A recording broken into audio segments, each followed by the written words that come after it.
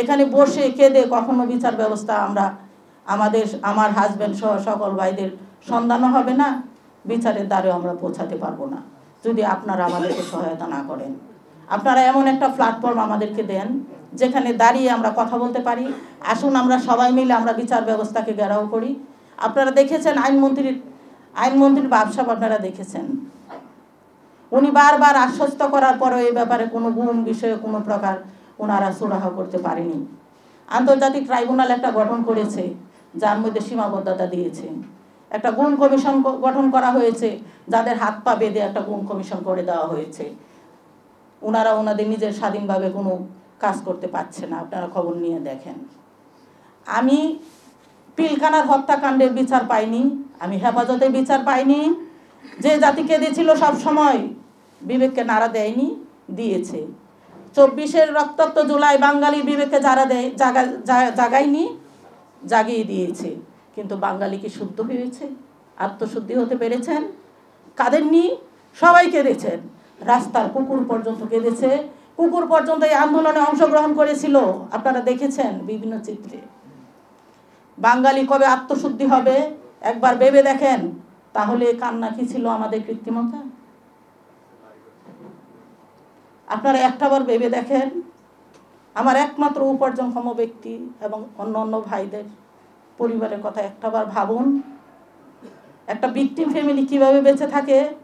আমরা প্রতিদিন সকালে, আমি রাত্রে শোয়ার সময় চিন্তা করি কালকের দিনটা আমি ভালোভাবে কাটাবো, আমি কালকে হাসবো, একটা সুস্থ জীবনযাপন করব।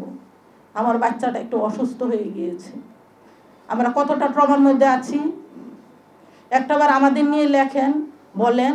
আমি ফেসবুকে খুললেই মুস্তাক তিশাকে দেখি, লাইলা মামুনকে দেখি। কেন? আমার বাচ্চাকে নিয়ে আপনারা লিখতে পারেন না?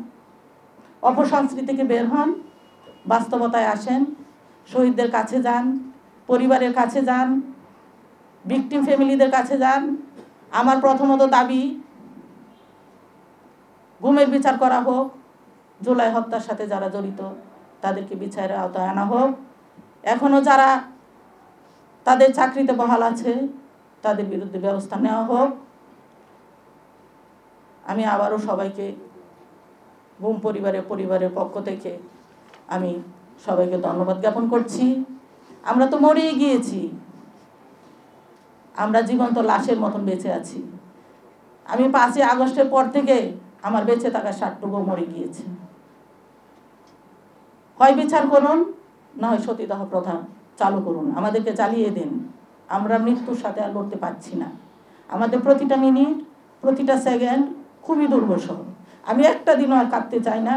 আমি প্রতিদিন শক্তি নেই যে কালকের দিনটুকু অন্তত পক্ষে আমি কাঁদবো না। একটু দেখেন আমাদের প্রশ্নের উত্তরগুলো খুঁজে বের করতে পারেন কিনা। আমাদেরকে এমন একটা সমাজ ব্যবস্থা দেন, আমরা তো শেষ হয়ে গিয়েছি। আমাদের সন্তানরা অন্তত পক্ষে যেন এই অপসংস্কৃতি থেকে বের হয়ে একটা সুস্থ সুন্দর জীবনযাপন করতে পারে। একটা বাচ্চার মুখে অন্তত পক্ষে হাসি ফোটান। এমন কেউ আছেন যে সামনে দাঁড়িয়ে আমাদের কথা বলবেন, আমাদের মুখে একটু হাসি ফোটাবেন? আমরা তো এখন ক্লান্ত বিষণ্ণ এক মুহূর্ত হাসির জন্য।